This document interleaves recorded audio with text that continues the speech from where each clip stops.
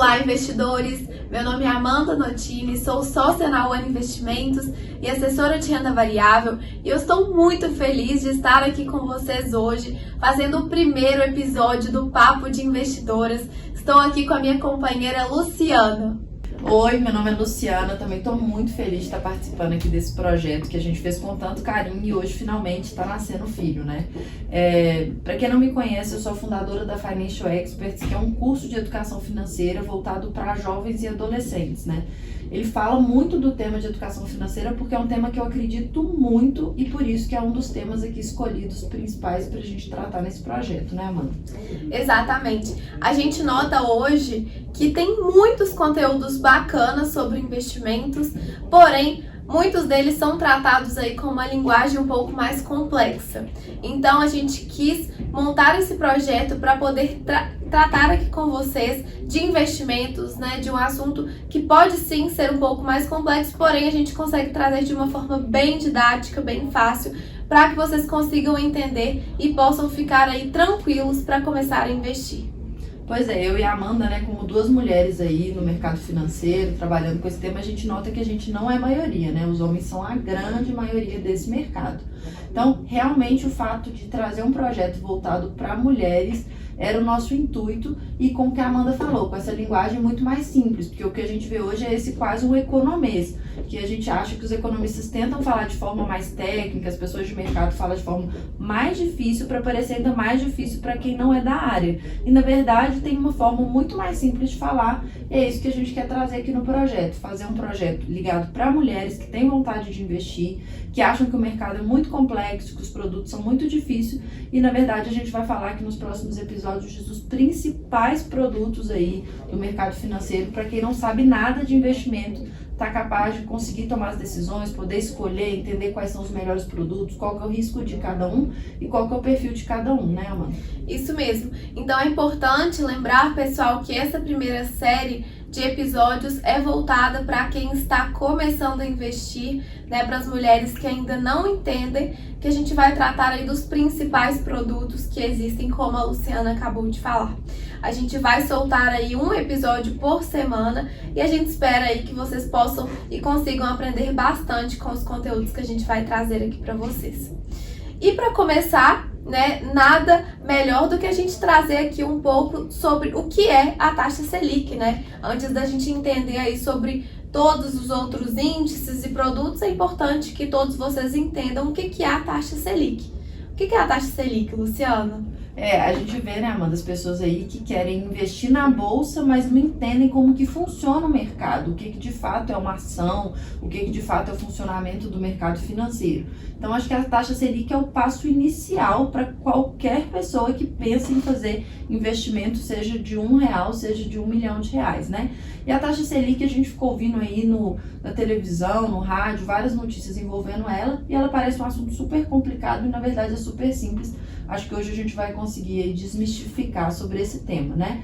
Só para conceituar, a taxa Selic nada mais é do que a taxa básica da economia, né? É a taxa de juros de referência aí do governo, que é definida a cada 45 dias pelo Banco Central. Exatamente, então vamos trazer aqui para vocês um exemplo bem prático, né? Vamos supor que eu quero comprar aí o novo iPhone 13 que acabou de ser lançado, R$10 mil, e eu não tenho esse capital agora. Então eu vou ali, né, na minha amiga e falo assim: me empresta R$10 mil, a gente vai combinar uma taxa, a gente vai combinar um prazo, e aí ela vai me emprestar esse dinheiro e eu vou lá na loja e compro o meu iPhone, né? Então eu já sei o prazo, já sei a taxa que eu vou precisar de pagar. Com o governo não é diferente. O governo também precisa de pegar capital emprestado e, no caso, ele emite títulos do Tesouro. E as pessoas vão lá, compram esses títulos do Tesouro, né? Então elas financiam a dívida aí do governo e a taxa que o governo paga para essas pessoas é chamada a taxa Selic. Exatamente, Amanda. As pessoas parecem assim que Selic é uma coisa lá de outro mundo, mas nada mais é do que uma taxa de empréstimo do governo. Exatamente como o exemplo aí que você deu muito bem. Poxa, eu peguei com uma amiga, eu combinei com ela que eu vou pagar para ela 10% de juros. A diferença é que o governo não fala uma taxa fixa, né? ele fala que ele te paga ali em contrapartida a taxa Selic, e aí ele emite os títulos dele, que são basicamente um papel, né, de forma bem simplificada aqui, onde ele coloca os juros que ele vai te pagar e o prazo que ele vai te pagar. Ou seja, na hora que você está investindo em títulos públicos, você está basicamente emprestando o seu dinheiro para o governo, aquele dinheiro que você tinha ali poupado, e por isso você vai receber esses juros aí em contrapartida, né? Não, legal, eu acho que é importante a gente frisar aqui também. Queria até te perguntar, porque você citou aí que a taxa é variável, né? A taxa Selic, ela vai variando ao longo do tempo. E como que eles decidem aí qual que é a taxa? Se ela vai subir, se ela vai cair, se ela vai ficar estável, já que a gente tem essas reuniões aí a cada 45 dias. O que é importante aí para eles definirem a taxa Selic lá no Copom? Pois é, esse ano nós estamos aqui em 2021, né? Então acho que é um ano que ilustra muito bem aí quando a gente está falando de taxa Selic e do Banco Central tentando usar a taxa Selic aí para poder coordenar a economia. Então vamos pensar na prática e como que funciona essa lógica, né? Esse ano a gente iniciamos o ano, né, com uma taxa Selic próxima de 2% ao ano, ou seja, se eu investisse num título do governo lá em janeiro, eu ia estar recebendo uma remuneração de 2% ao longo do ano em cima do dinheiro que eu coloquei. Agora a gente está fechando o ano, né, já estamos com previsão de chegar aí passar de 9% ao ano, então subiu mais de 7% ao ano. E aí a gente reflete, poxa, mas por que o Banco Central, a gente comentou, né, que é o pessoal lá, que é o Copom, que é um comitê dentro do Banco Central, que define essa taxa a cada 45 dias, por que eles subiram? Por que eles levaram a taxa de 2% para 9%, né, ao ano? Aí a gente vai chegar nos pontos principais. E a gente tem que entender que a Selic ela é usada como um remédio, da mesma forma que quando você vai no médico, o médico te passa um remédio para te tratar de alguma coisa, o Banco Central usa essa taxa Selic exatamente como um remédio aí na economia para fazer controles, né? Igual um controle de colesterol, um controle de outras coisas que tiver fora, né? Você podia contar pra gente, Amanda, aí, um pouquinho, né, do que aconteceu esse ano de tão excepcional para que houvesse esse aumento absurdo aí da taxa de juros, igual a gente viu aí, né, uma escalada muito forte, realmente. É um ano atípico, né? Vamos lá então, né? Esse ano realmente foi um pouco atípico por conta da pandemia. A gente está vendo aí nessa retomada pós-pandemia, pós-quarentena, uma grande inflação. Então a gente está com uma inflação muito elevada, que é medida através do IPCA, né? Inflação aí voltada para o varejo.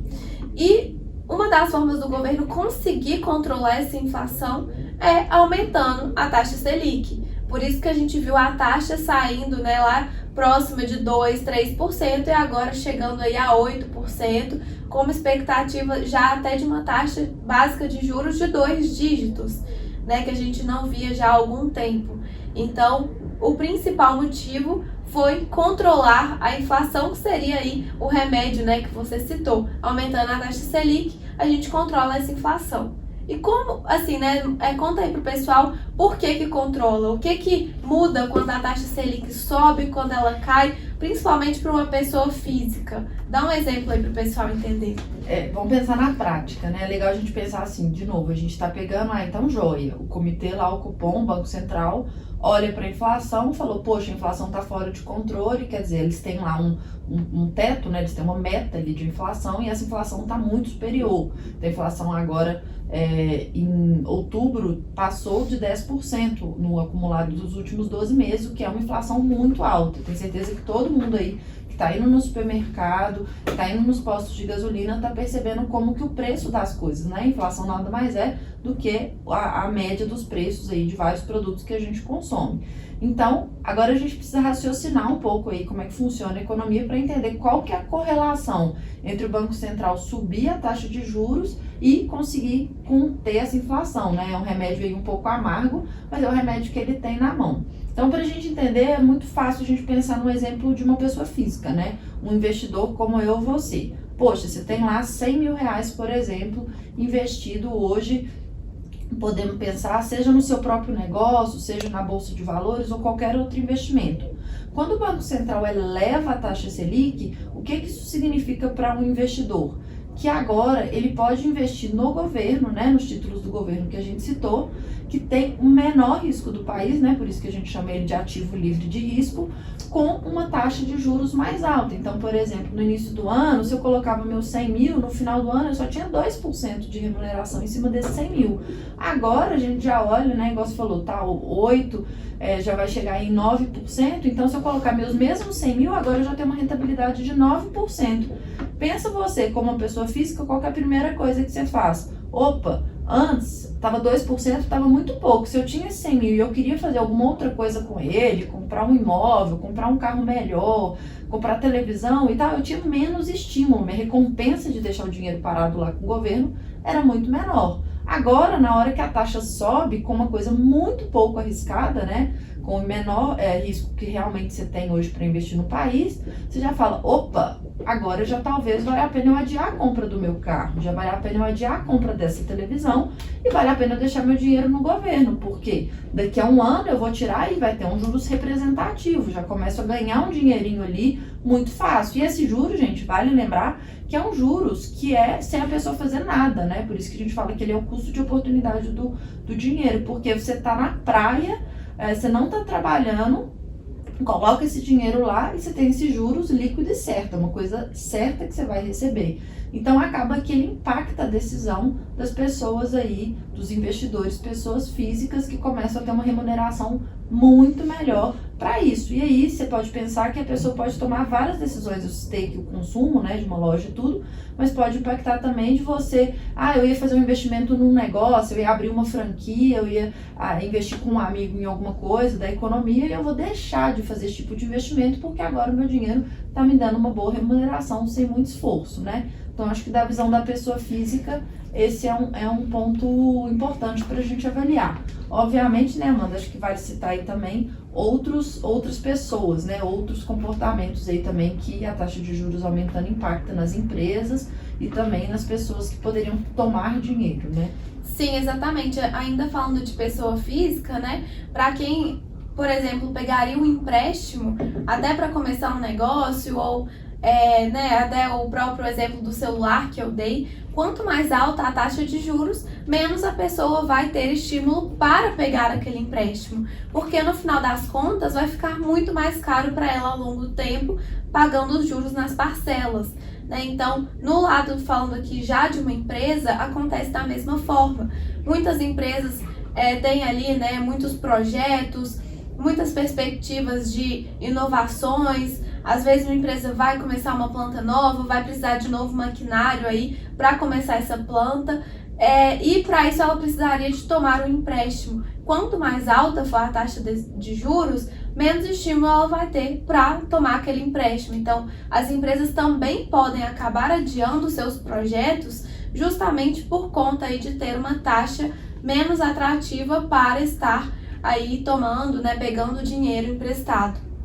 Acho que vale um ponto aí que você colocou, que vale adicionar aí para quem está ouvindo prestar atenção, que a gente falou que a taxa de juros é a taxa básica, né? Então, o que acontece é que quando o governo eleva a taxa Selic, todas as demais taxas são aumentadas. Então, basicamente, se a Selic estiver em 8, o banco que antes te emprestava dinheiro para comprar imóvel a 12, agora ele vai passar para 14. Se o imóvel antes era financiado a 8, ele vai passar para 10, enfim. Então, todas as demais taxas da economia também são elevadas. Por isso que a Amanda citou bem aí, né? Que acaba que a pessoa que ia tomar um empréstimo, se por exemplo, eu ia comprar seu celular caro aí de 10 mil e as parcelas antes iam ficar em, por exemplo, tô chutando valores aqui, R$1.000, agora com juros as parcelas vão passar para R$1.300, R$1.200.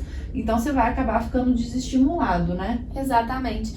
É igual a Luciana comentou aqui, pessoal, todas as outras taxas vão ser influenciadas aí pela taxa Selic, né? E nos investimentos não é diferente. Então a gente tem aí, por exemplo, o CDI, que é muito utilizado no mercado financeiro para a gente comparar fundos de investimentos. Enfim, a gente vai falar mais sobre isso aqui com vocês depois, com relação aos produtos. Mas nos investimentos a gente tem aí esse impacto da taxa Selic e das outras taxas que a gente utiliza aí para comparar os outros produtos, tá? Então a gente queria trazer aqui para vocês exatamente esse assunto inicial para que vocês entendam o que é o básico do básico mesmo, que vai influenciar todas as outras taxas, produtos do mercado financeiro, do mercado de investimentos como um todo, para que a gente consiga aqui fluir melhor sobre os outros produtos à medida que a gente for trazendo aí nos próximos episódios, né?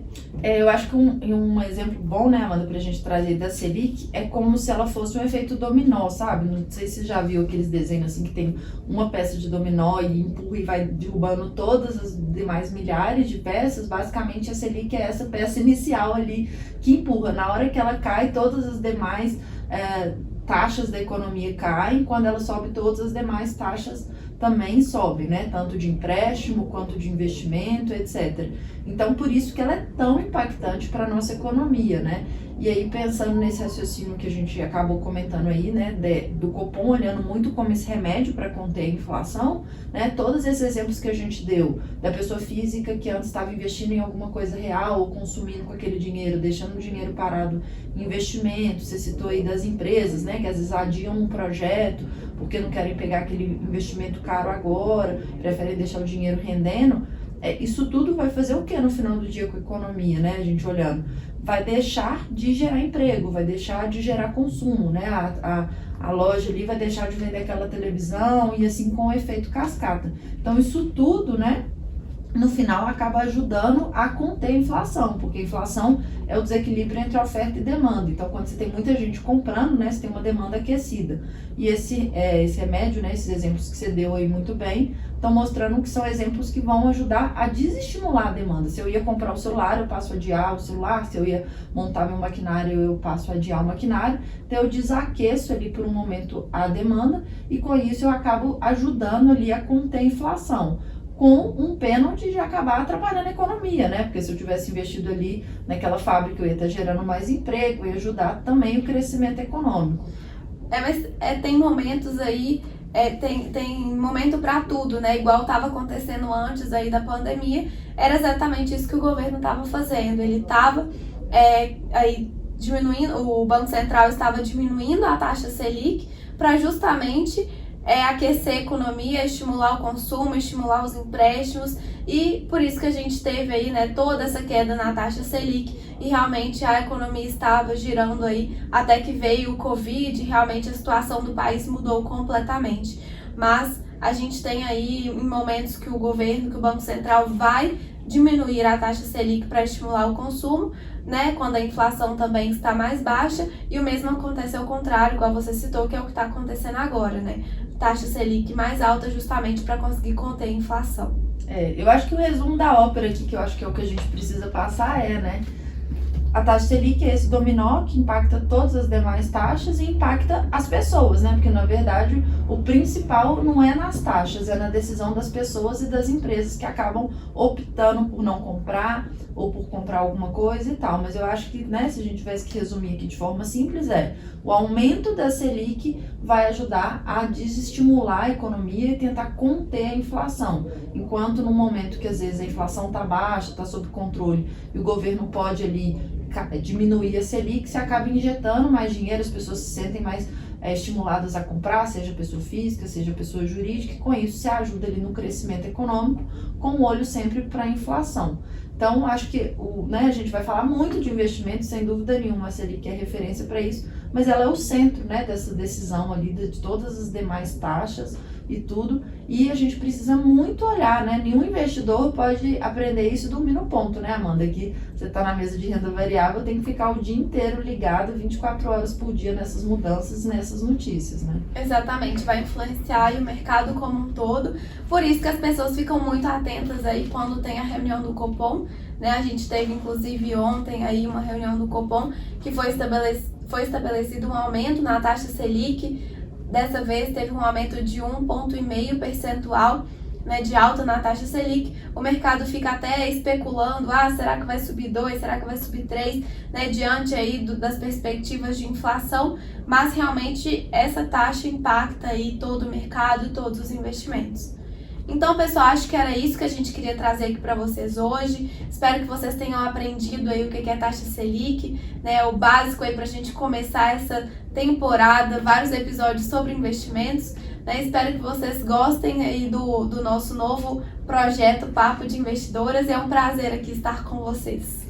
Estou muito empolgada, acho que esse é o primeiro passo aí de uma jornada longa de conversas, né, Amanda, que a gente vai ter sobre muitos produtos de investimento e tá dada a largada. Eu acho que realmente espero que a gente tenha passado aí da forma mais simples possível para que todo mundo agora já entenda muito melhor aí essa taxa Selic aí, desmistificando ela. Exatamente. Obrigada, pessoal, e até o próximo episódio. Até a próxima.